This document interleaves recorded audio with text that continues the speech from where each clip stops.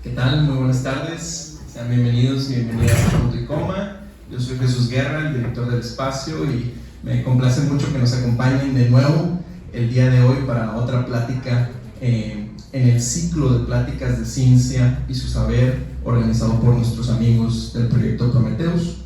En esta ocasión normalmente estábamos teniendo las pláticas cada 15 días, pero con el tema de la física nuclear hoy hacemos la excepción. Vamos a tener plática este domingo y también el próximo domingo para luego regresar al esquema quincenal. Y pues estamos muy emocionados de tener nuevos ponentes el día de hoy. Me gustaría pues darle la bienvenida a Lenin Ixtla, bienvenido,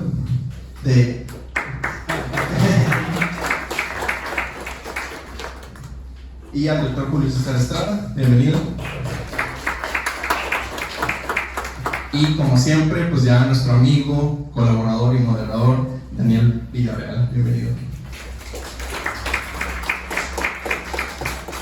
Y sin más, los dejo en las manos de nuestros presentadores. Muchas gracias. Bueno, pues muchas gracias nuevamente a todos por asistir a este evento más. Justamente como dice Jesús, esto es el segundo sesión de tres, ¿no? En el que buscamos concientizar un poco sobre la energía, las ciencias, las tecnologías nucleares, ya que concebimos que es un tema tabú social muy grande, ¿no? Entonces, aparte que tiene alto impacto social de interés por lo mismo, pues vale la pena quitar velos sociales e entendimientos sobre lo mismo.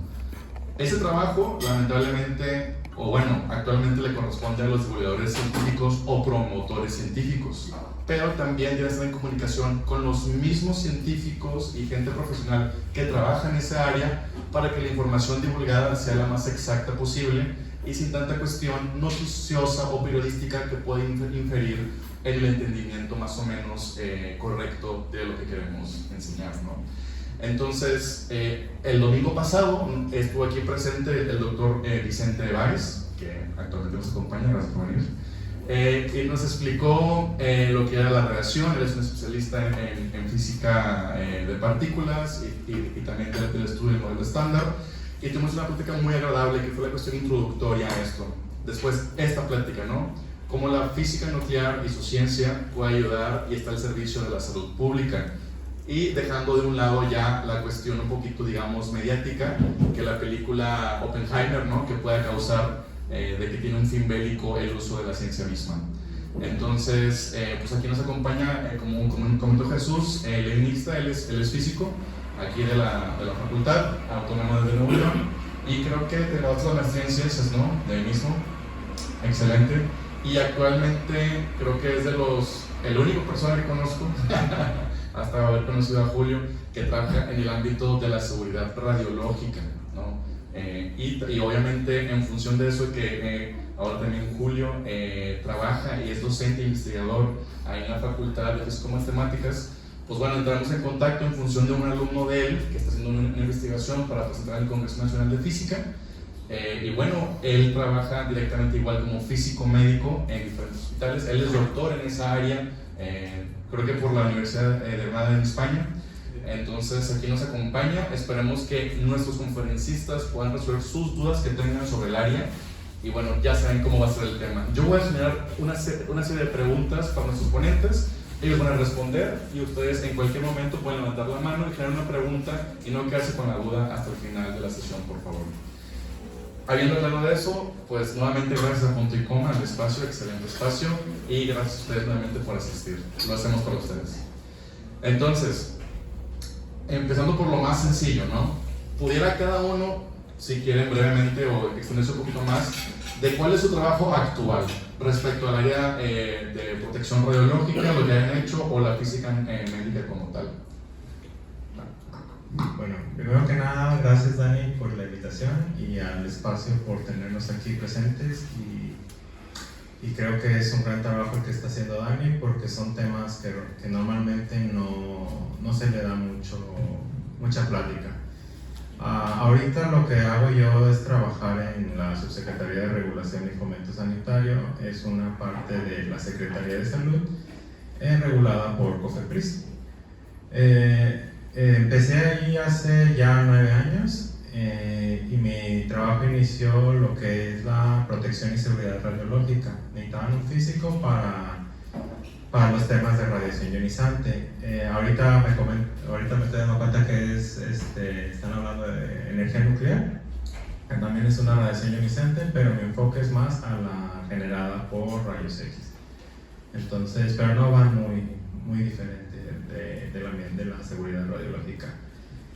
Lo que hacemos, o lo que hago yo al menos, es ir a todos los hospitales, gabinetes o laboratorios que utilicen fuentes de radiación ionizante enfocados en humanos, para determinar que las instalaciones cuenten con sus blindajes, que tomen todas las medidas, el personal esté capacitado, los equipos estén funcionando de manera adecuada. Y si no, pues ya tomamos las medidas necesarias como suspensiones, aseguramientos de equipos, prevenciones, ayudarlos a arreglar los equipos, etc. Entonces es más o menos mi enfoque.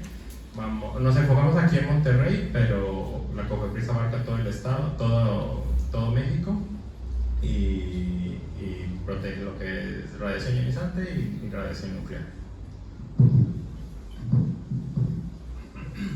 Gracias, buenas tardes. Mi nombre es Julio César Estrada.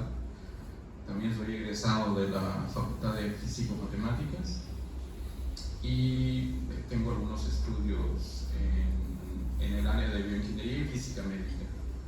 Bueno, yo todo el tiempo he estado trabajando en el área de la protección radiológica también, no como mi compañero, pero ya como usuario.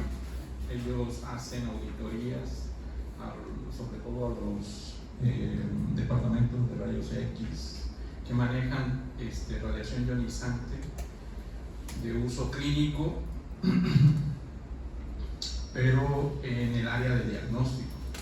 Yo estoy en el área de radioterapia y de medicina nuclear, y ahí nosotros tenemos que divulgar y preparar a la gente, a los trabajadores que hacen uso de esas fuentes de radiación ionizante. Por ejemplo, en el área de medicina nuclear utilizan fuentes abiertas. ¿Qué significa eso? Significa que ellos utilizan una cantidad de material radioactivo, lo ingiere el paciente o se lo inyectan al paciente si es para uso clínico de diagnóstico, obtienen imágenes que pueden fusionar, por ejemplo, entre una tomografía y un estudio de imagen molecular obtenidas con una gamma cámara. ¿Me escuchan? Sí. Y también está el uso terapéutico de esas fuentes radioactivas. Alguna vez seguramente han de haber escuchado que algún familiar o algún amigo tiene un tipo de cáncer, por ejemplo yo, cáncer de tiroides, en donde al familiar o al paciente le suministran una terapia con una fuente radioactiva llamada yodo radioactivo. Y esos pacientes requieren, por ejemplo, de estar en un lugar blindado que debe de cumplir una serie de requisitos que cita a través de su normativa la Comisión Nacional de Seguridad Nuclear y Salvaguardia, que deben de cumplir estos departamentos dentro de los hospitales. Nosotros brindamos información cuando suceden, por ejemplo, incidentes o accidentes con estas personas. Pueden, después de haber ingerido, por ejemplo, este material y vomitan o tienen alguna incidencia que requiere implementar esas medidas de protección radiológica. Y en un futuro queremos implementar la protección radiológica para los pacientes, que eso prácticamente vienen los organismos internacionales como el Organismo Internacional de Energía Atómica o algunas asociaciones que se encargan de hacer recomendaciones sobre esos protocolos y verificar e implementarlos sobre esos pacientes para minimizar el riesgo a la cual son expuestos en una terapia con radiaciones ionizantes, y no me importa si es para el diagnóstico o para terapias moleculares. Excelente. Antes de pasar a la siguiente pregunta, me salieron varias, ahorita que comentaron las suyas, sus trabajos, ¿no? Creo que la primera sería para ti, Lenin. Antes de ti, o sea, son dos. Antes de ti, ¿hubo otro físico que tenía tu puesto? O sea, ese puesto, digamos, siempre ha existido en la secretaría. Y si ¿cuántas cosas has clausurado? Porque ahorita que dijiste es que si no cumplen ciertos estándares, puedes de que confiscar equipos. Eso es una actividad que te ha pasado mucho en las cuestiones de rayos X. Bueno, la primera pregunta, antes de mí no había físicos en regulación sanitaria. Primero que nada porque yo creo que pasa lo mismo que me pasó a mí. Yo salí de la facultad y ni siquiera sabía que existía Secretaría de Salud. Entonces me enteré porque llegó una convocatoria de que necesitaban un físico en Secretaría de Salud. Dije, ¿para qué necesitarán a alguien así? Fui y me explicaron más o menos para lo que era, me llamó la atención, apliqué y pues era el único participante, entonces me quedé. Antes de mí había un médico, era un médico general, y lo que hacía era solamente en base a la experiencia, pero no comprendía lo que estaba haciendo. Entonces ya que yo entré, me explicó lo que hacía y complementamos el trabajo, más asesorías y capacitaciones que me da la COFEPRIS, pues ya he podido mejorar en ese aspecto. Sí se necesita más personal, pero pues salimos que 4 o 5 de la carrera y 2 de la maestría. Es muy difícil encontrar personal capacitado para estas situaciones, y más en gobierno, porque nuestro sueño es investigación, privado o de maestro, ¿no? Es lo que nos inculcan, pero hay muchas áreas diferentes que se puede trabajar como físico. Y la otra de cuántas he clausurado, pues en años muchísimas. Por el mismo tema, no porque quieran hacerlo, sino por el desconocimiento. Los nuevos laboratorios, como vienen un boom de, por ejemplo, el COVID fue un boom de laboratorios de radiodiagnóstico, porque una de las secuelas era pulmonar, y la única manera de detectarlo era con rayos X. Entonces se abrieron un chorro y pues por la misma necesidad, pues porque era abarcar el campo, no se capacitaban bien y había riesgos importantes a la salud, de que no conocían para empezar que necesitaban una licencia. Todo lo que utilice fuentes de radiación ionizante por el riesgo que implica, se necesita contar con una licencia y con una capacitación de todo su personal, la cual no la tenían. Entonces, para empezar de ahí, teníamos que suspender todos los que no tuvieran licencia. Wow. Otros donde los equipos los compran una vez y jamás les vuelven a dar mantenimiento. Y pues estamos hablando de un tubo que genera rayos X, que se calienta, que cada disparo va desgastando sus componentes.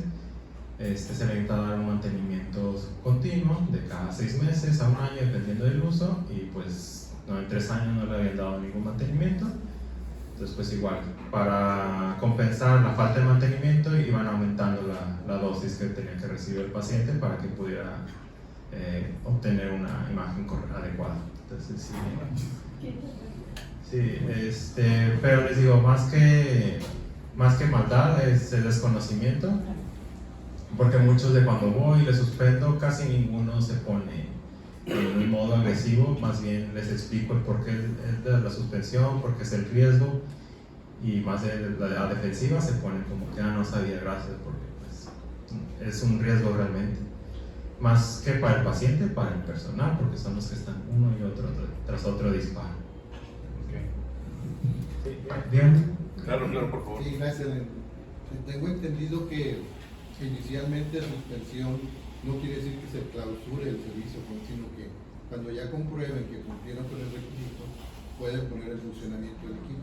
Sí, así es. El término de clausura es cuando son reincidentes de varias veces. Sí podemos de que clausura definitiva es muy poco común, porque el objetivo de la regulación no es clausurar, sino más bien fomentar el buen uso de todas las prácticas, tanto de clínicas como de restaurantes, como de muchísimos giros. Entonces sí, lo que buscamos, o más bien lo que hacemos cuando detectamos un riesgo importante de la salud, es la suspensión de actividades. Eso se logra asegurando el equipo con unos sellos de plástico que no los pueden retirar, porque eso implicaría es un delito federal retirar esos sellos. Entonces yo, para que no lo utilicen, se los pongo ya sea en el tubo o en las clavijas para que no se puedan conectar.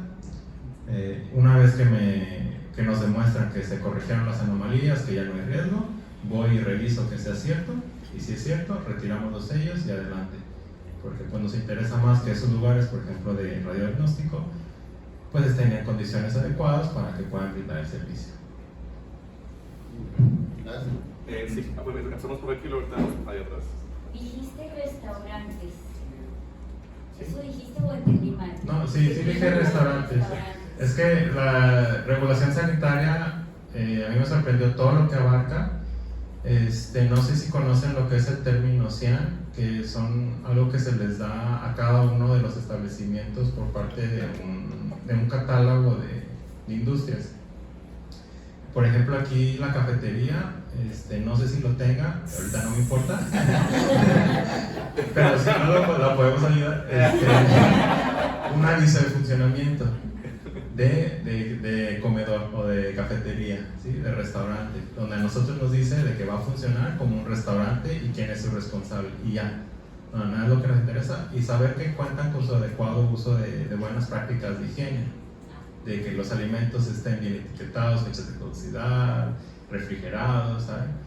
Eso es lo que abarca tantito de la regulación. Se va desde restaurantes hasta industrias como General Electric, Hershey's, hasta los vulcanizadores, abarca la regulación sanitaria, y en uno de esos temas pues es la seguridad y protección radiológica.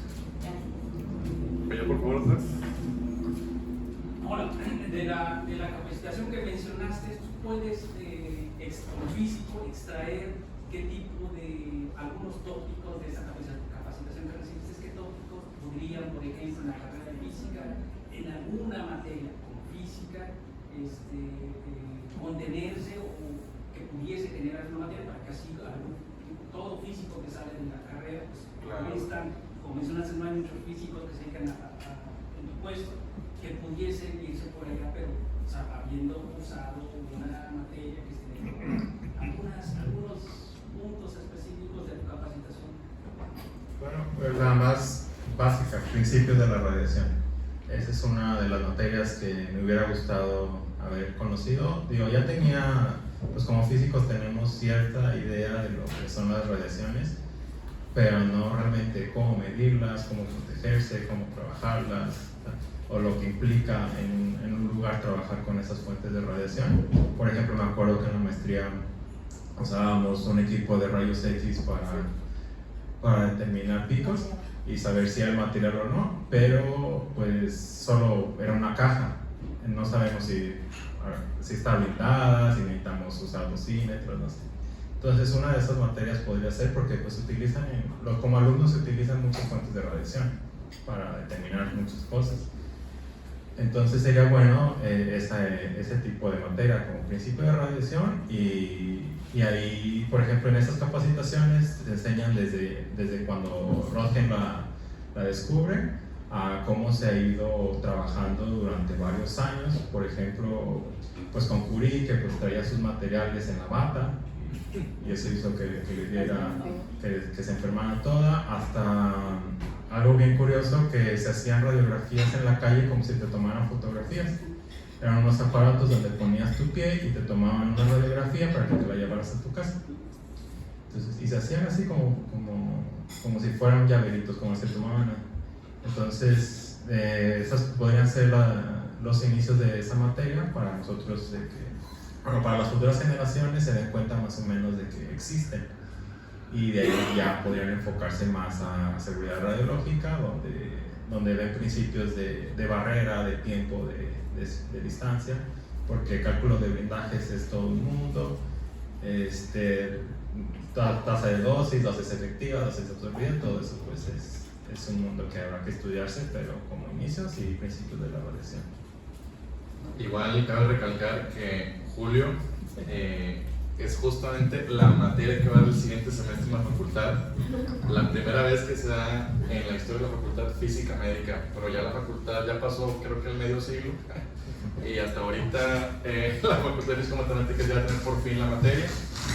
Qué bueno que sucedió, que se gestó lo necesario para que eso pasara y bueno, para la generación también más grande de físicos que se van a egresar actualmente de esta generación de físicos de la facultad se van a egresar 90. No sabemos qué van a hacer, ¿verdad? Pero pues les deseamos mucha suerte. y bueno, y justamente tenía una pregunta para ti también, Julio. Actualmente tú dices que estás trabajando literalmente como físico médico en estas cuestiones. ¿Nos puedes decir en qué hospital estás laborando? ¿Es aquí en la ciudad, fuera o dónde es tu trabajo? Yo estoy como físico médico y encargado de seguridad radiológica en el Hospital Universitario en Saltillo. Y aquí estoy como en el Hospital UMAE 25, Centro Médico del Noreste, que está ahí en Lincoln y Gonzalitos. Ahí estoy en el departamento bueno, es raro, ¿no? Estoy asignado a radioterapia, pero estoy en el departamento de medicina interna. Tengo poco de haber iniciado, prácticamente después de la pandemia. Me incorporé al hospital bajo la necesidad de que necesitaban a alguien que conociera el área, sobre todo la parte de la protección radiológica. Como bien lo dicen, es una materia muy importante. En los hospitales existe fobia a la radiación. Yo creo que la mayoría de las personas, cuando escuchan radiación, se imaginan algo así como Chernobyl o la bomba atómica o algunas cosas de eso. De hecho, aquí pararon el programa de generación de energía eléctrica usando las centrales nucleares. Creo que la única que está es en Laguna Verde. Y también tienen sus programas de protección radiológica. En el hospital a veces lo veían en un inicio como algo que está fuera de fuera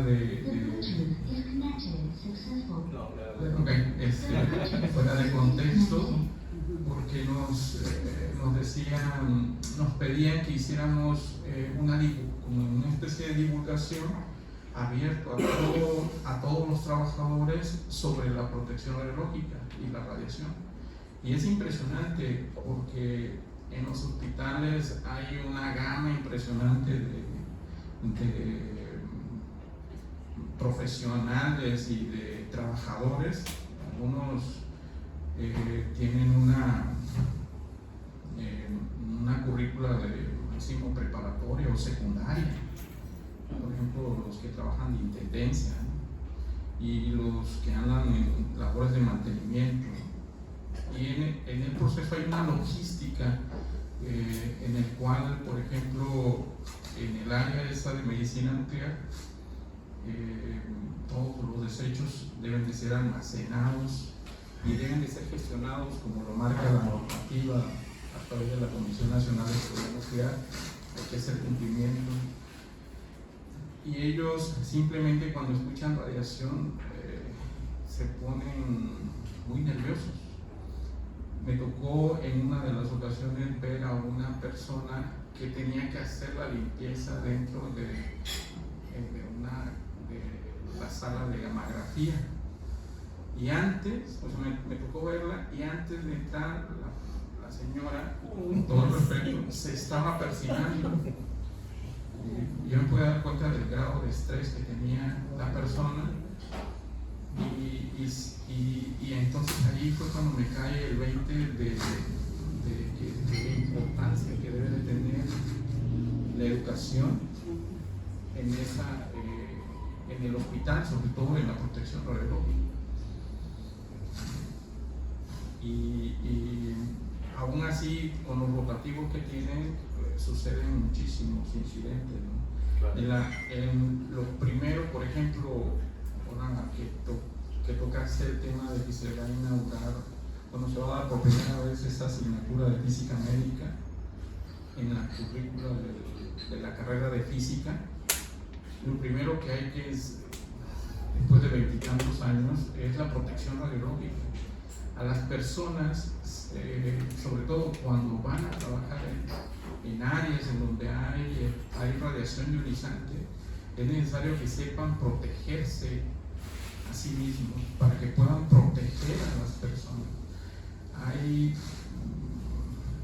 personas que no toman conciencia de lo que están haciendo, trabajadores con 20 años de experiencia, y es que así aprendieron las cosas y siguen haciendo, desarrollando esos mismos programas. Entonces el concepto de la protección radiológica, que incluye los conceptos de física que actualmente están básicos, a excepción de, no sé, creo que hay, cuando me tocó estar en la facultad, había 2 cursos de física nuclear. Para mí fue una base sólida cuando llegamos al área esta de hospitales. Es fundamental esas materias, pero las personas a veces piensan que cuando escuchan radiación se imaginan atrocidades. Por ejemplo, dice, oiga, ¿qué tan cierto es que si yo me acerco al horno de microondas y mi esposa está embarazada, eso le vaya a afectar al bebé por la radiación que emite? Y entonces le decía, sí, efectivamente, de hecho no es radiación, cambiémosle, son ondas electromagnéticas. Pero dice, si yo caliento la comida dentro de la forma en la que procesan, lo que estoy comiendo es radiación, y eso me puede generar un cáncer a largo plazo. Y tienen como no tienen bases,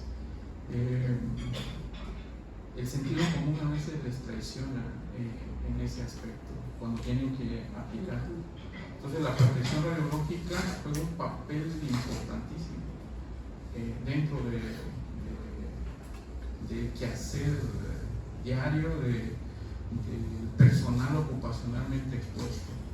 Cada año, y creo que él como auditor, lo primero que verifican es, ¿le diste el curso de reentrenamiento a tus trabajadores? En donde se tocan los mismos tópicos. La mayoría de las personas dicen, pues es que se están repitiendo lo mismo cada año, como que se pierden. Pero en realidad el objetivo es tomar conciencia de los incidentes que ocurrieron en ese año, cómo se plantean soluciones, cómo debe de utilizar y aplicarse la normativa, por ejemplo, para poder asegurar el daño y cómo vertirle información importante a las personas que al término de su terapia los mandan de regreso a su casa. Por ejemplo, cuando son rayos X o radioterapia, el paciente no sale radioactivo. En el momento en el que termina su estudio de diagnóstico, la radiación, él no sale radioactivo. Y las personas a veces hasta se hacen a un lado porque se viene de la terapia. Lo que no ocurre, por ejemplo, en medicina nuclear. En medicina nuclear los equipos normalmente que están ahí son detectores de radiación. Esa radiación a través de detectores de alta gamma, de la infraestructura tecnológica que poseen, pueden hacer imágenes tomográficas, pero proveniente de la radiación que el paciente emite. Ahí es diferente, el paciente es el radioactivo. Y entonces cuando salen, lo primero dicen cuáles son las indicaciones y se las dan, pero a veces llegan en estado de shock emocional y no pueden tomar conciencia de lo que se les dice.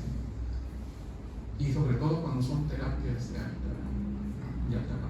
No, pues creo que definitivamente ese es un reto, ¿no? Un reto no solamente la divulgación del hospital mismo, bueno, de cada hospital, y supongo que también depende de su política interna, cómo desea manejar esas situaciones, ¿no? Porque existe una metodología para enfrentarse a esos escenarios, pero que a su vez también llevaría al caso de que pues, se contratara incluso también a personas del sector de salud mental para que los apoyaran, porque realmente pueden generar crisis en las personas, ¿no?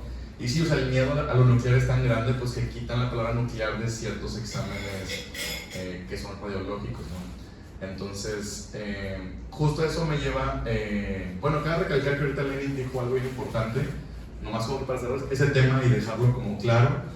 Lenin ahorita comentó que los físicos nomás trabajan para ciertas cosas, que es la que nos inculcan, ¿no? Que es la investigación científica como tal. O sea, hacer la maestría, doctorado, postdoctorado y dedicarnos a hacer investigación científica.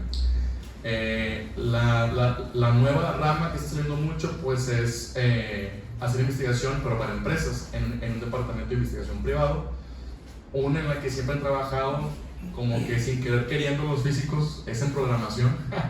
Resulta que son muy buenos programadores sin haber estudiado la programación. La cuarta definitivamente es la docencia. La docencia es algo muy importante. Y pues yo creo que 5 sería esta nueva, ¿no? Física médica. Y ojalá se mantenga como una profesión vigente para la carrera. Y respecto a estos retos, esa sería la pregunta siguiente: ¿cuáles son los retos que ven en su profesión directamente? O sea, ¿cuáles son los retos que tú como auditor ves, los que te enfrentas?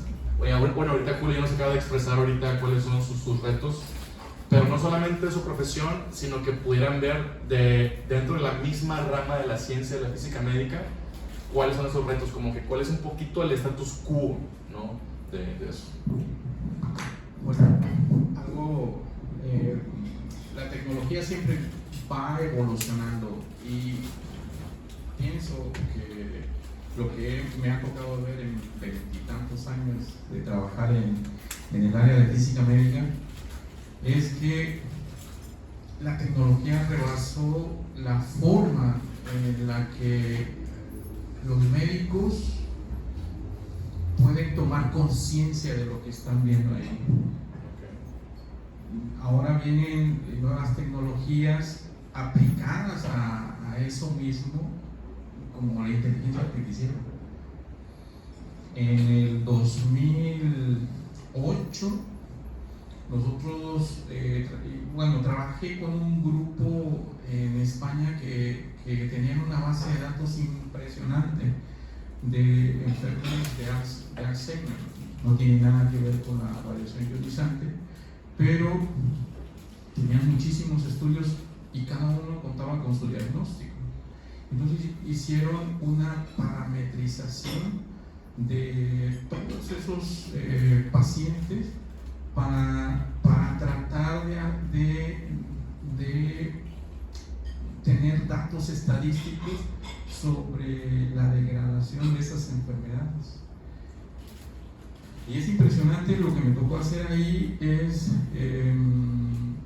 trabajar con la fusión de imágenes. Yo nada más me dediqué a hacer, ellos tenían estudios de PET, por ejemplo, ahora ha evolucionado, ya existe el PET-CT, ya está el PET con la resonancia magnética, y ahora vienen nuevas tecnologías que prácticamente van a aportar un prediagnóstico, y entonces eso les genera un problema a toda la gama de médicos. ¿Por qué?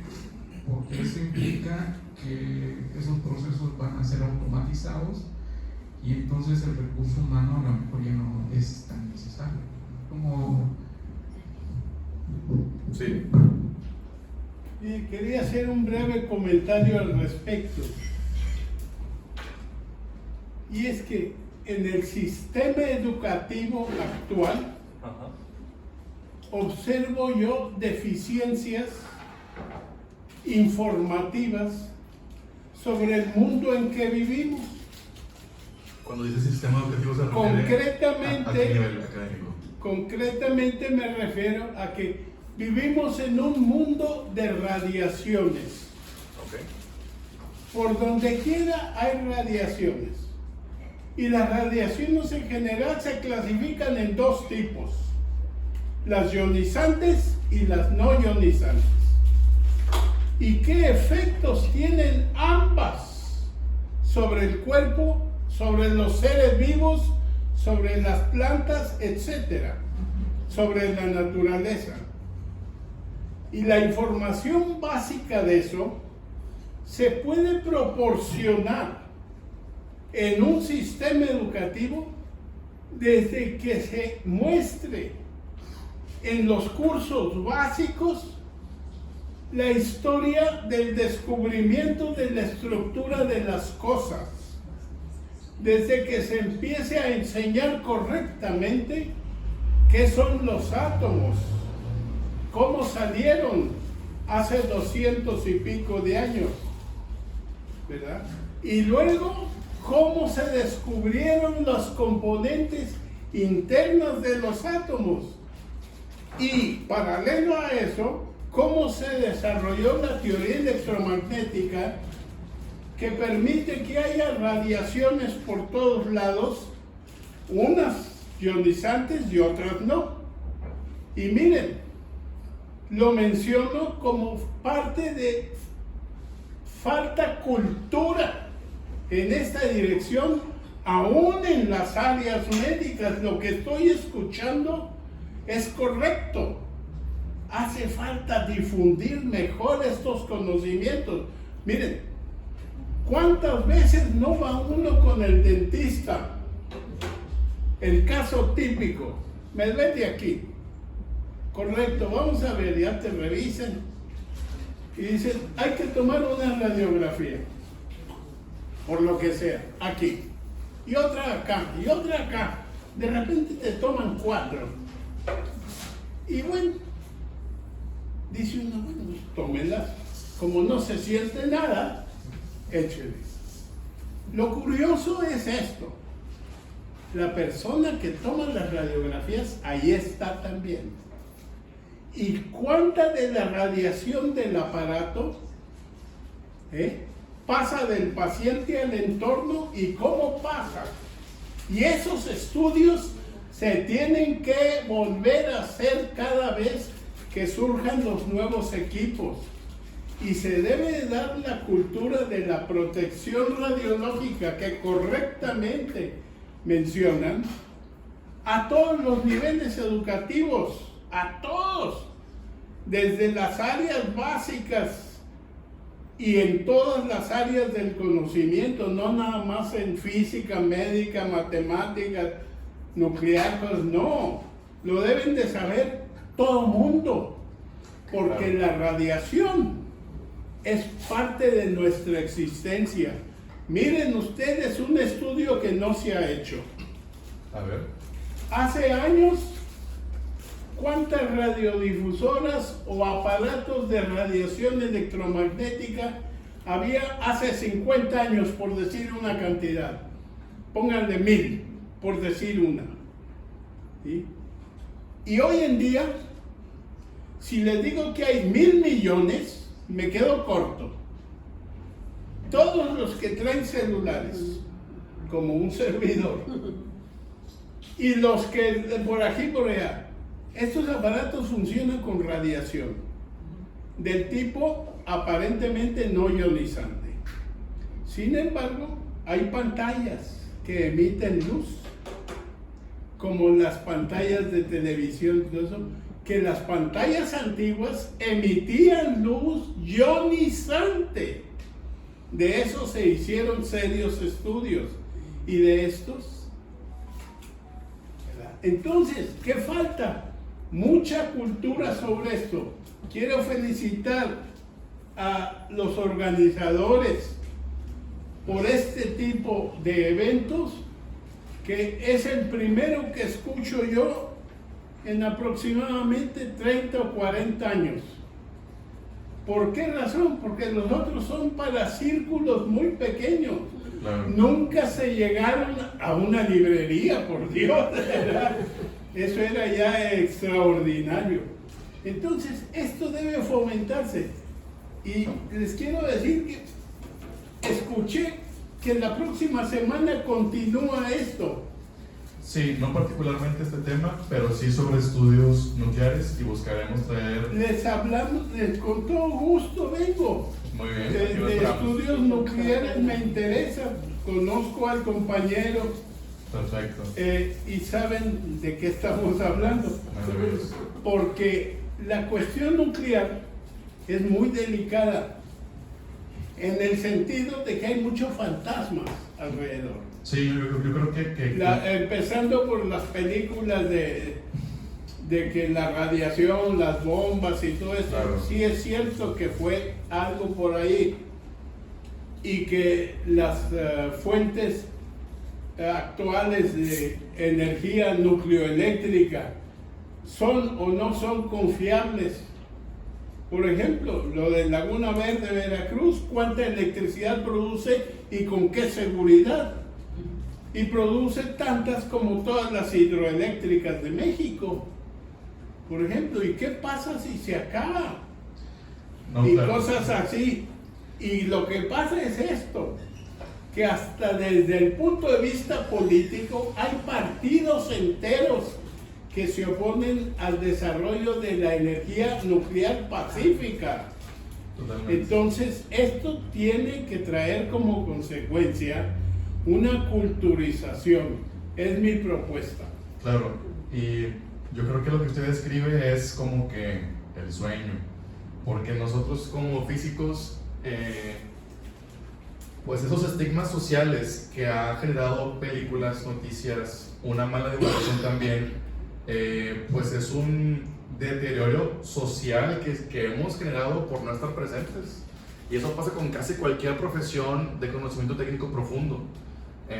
Si un estadista no explica cómo puedes llegar a ser engañado por estadística, cómo ciertas cosas son ciencia, qué cosas no, o en este caso las cuestiones nucleares, pues sí, es toda una labor, pero para que justamente exista esa cultura hay que sacar primero la ciencia del aula, la ciencia de la academia, traerla un poquito más a las cuestiones sociales, y para eso también, aparte de ocupar espacios, ocupamos que se legisle a manera positiva en función del conocimiento.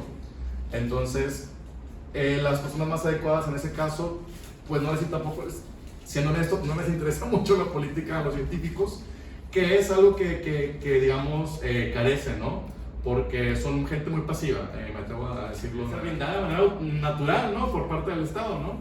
Entonces, esa, digamos, motivación civil sí es algo muy, muy fuerte, y vale la pena estar alertando a la sociedad de que hay una crisis definitivamente de conocimiento y de analfabetización científica, que vale la pena a diferentes grados, desde primarias, cómo están sus libros, toda esta cuestión, si es correcto que reprueben o no, hay todo un sinfín, ¿no? Y creo que es todo un debate muy grande, y bueno, pues muchas gracias por el aporte, y justamente en eso estamos en esa guerra, y lo esperamos otro domingo. Adelante. Gracias. Quiero Coméntanos. Quiero agregar algo que el doctor Bernabé hizo y recalcó sobre eso del uso de equipos que eviten radiación, y así como lo recalcó, no ionizante y la ionizante. El problema es conocer el efecto radiobiológico, que es que las energías de esas radiaciones no ionizantes producen en este caso, sobre organismos celulares. Y eso está en estudio. Es muy difícil el tratar de describir cuál es el impacto, y lo único que podemos hacer es acercarnos a una probabilidad de ocurrencia. Se conocen efectos perfectamente determinísticos y hay efectos estocásticos. Probabilísticamente dice, este órgano cuando recibe tanta radiación, conocemos el límite, y entonces los médicos tratan de resolverle el problema de algún tipo de cáncer sin llegar a ese límite, sin sobrepasar ese límite. Pero hay efectos estocásticos, sobre todo en poblaciones de niños o en poblaciones de jóvenes, adolescentes, que cuando son expuestos a la radiación ionizante, esos efectos tienen una probabilidad de ocurrencia mucho mayor. Y cuando entablamos, bueno, que me ha tocado el hecho de hablar con radiólogos o con radioterapeutas o con médicos nucleares, y el problema es que ellos nos ven de una forma completamente diferente.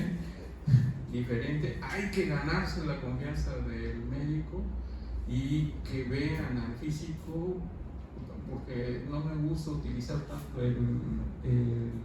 la etiqueta de físico médico, no, porque eso tiene una connotación incluso hasta emocional. Es el físico, es el físico, puede ser un especialista en las radiaciones ionizantes, pero aplicado en este caso a la protección radiológica.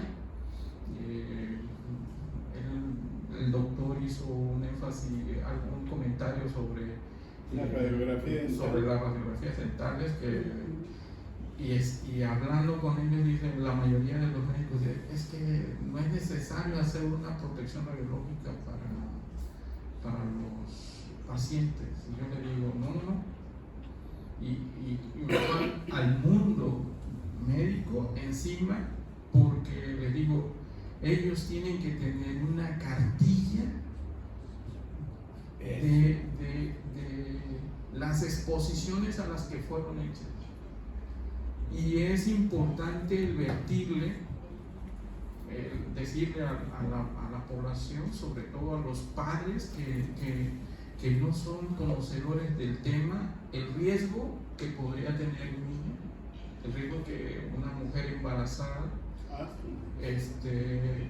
por necesidad tengan que hacerle algún estudio, y el riesgo para el niño debería de ser cero, y así lo establece el Reglamento General de Seguridad Radiológica, en el cual dice al público. Cuando habla al público en general se refiere a cualquier persona que no tenga un permiso por esa comisión para ejercer su profesión dentro de un área en donde hay radiaciones ionizantes.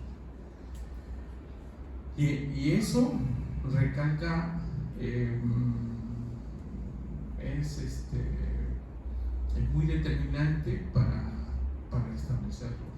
Hay que hacer la cultura de que vean realmente las radiaciones ionizantes como un apoyo, porque el problema así lo amerita, pero tiene que hacer un consenso para establecer quiénes son candidatos a esas exposiciones de radiaciones ionizantes, tomando en cuenta el riesgo y el beneficio de esas exposiciones a la radiación. Eso se llama bioética y es una de las materias que debería estar en la facultad de física. Porque, por ejemplo, Lenin se hizo de su propio perfil. O sea, te hiciste de perfil, ¿verdad? Pero hubieras trabajado menos, ¿verdad? Hubieras tenido más facilidades si la facultad ya hubiera, digamos, visualizando que hay una posibilidad de trabajo, ¿verdad? Y que va a haber requerimientos de conocimiento interdisciplinario o transdisciplinario, ¿verdad? Relativo con lo que se hace, ¿verdad? Porque lo primero que debería hacer el médico o el físico, ¿verdad? Si le toca dar capacitación y decir, ¿verdad? Entonces señalar los peligros, ¿verdad? Porque sí hay peligros, obvio que sí. Si le ponen una radioterapia a un niño, ¿verdad? Entonces hay una gran posibilidad de mutación. Y esta mutación es heredable.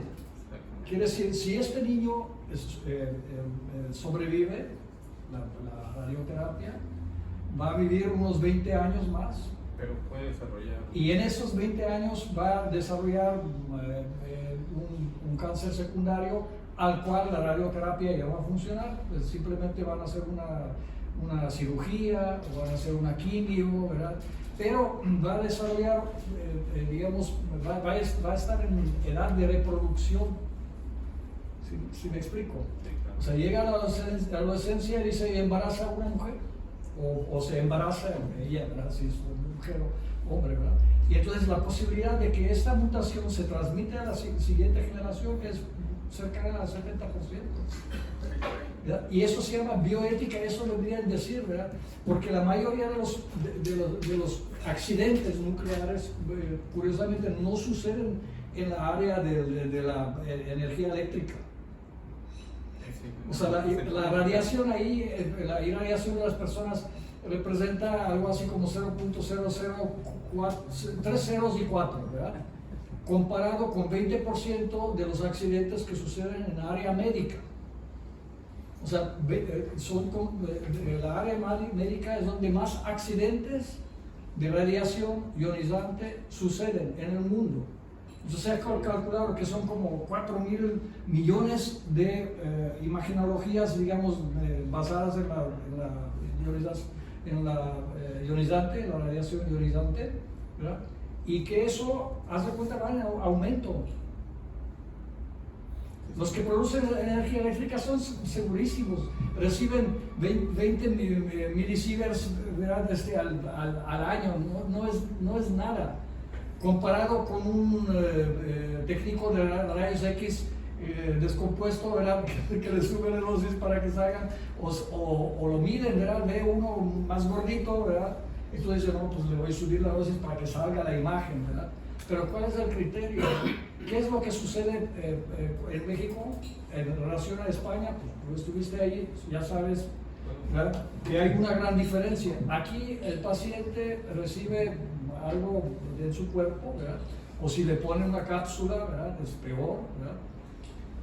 Se vuelve radioactivo y si bien le va, pues queda en el hospital, ¿verdad? Y orina en la parte, digamos, donde debe orinar, ¿verdad? En la parte que está blindada, que se deja un tiempo para que se absorba, ¿verdad? Pero en muchos casos no es así. En muchos casos es ambulante, ¿verdad? Entonces recibe la radiación y sale y orina donde sea, ¿verdad? Entonces la mayoría de las contaminaciones, a diferencia de España, porque en España está súper estricto. Y aquí quizás la legislación todavía no está así desarrollada, ¿verdad? Quiero hacerle un comentario que me tocó estando estudiando la maestría en desarrollo de software allá mismo en España, al mismo tiempo que más o menos desarrollaba el programa de doctorado en física médica. Y en una de las asignaturas nos dijeron, hagan un proyecto y presenten el proyecto. Y el proyecto que puse, estaba a debate, pero el debate era en el grupo. El proyecto que propuse era es precisamente el de medir en órganos críticos como la tiroides, las gónadas o el aparato reproductor de la mujer, 3, 4 que lo recalcan en el mismo reglamento, que no deben de sobrepasar y no deben de sobrepasar en los trabajadores, pero para los pacientes prácticamente no hay límites. El límite queda a manos del médico tratante, del criterio del médico. Yo le digo, está bien, pero nosotros necesitamos medir y el paciente debe de tener el derecho de saber cuánta radiación, aunque no le estés tratando en la tiroides ni acá, simplemente está expuesto a esas radiaciones producidas por la interacción de la radiación en el campo de tratamiento, pero lógicamente que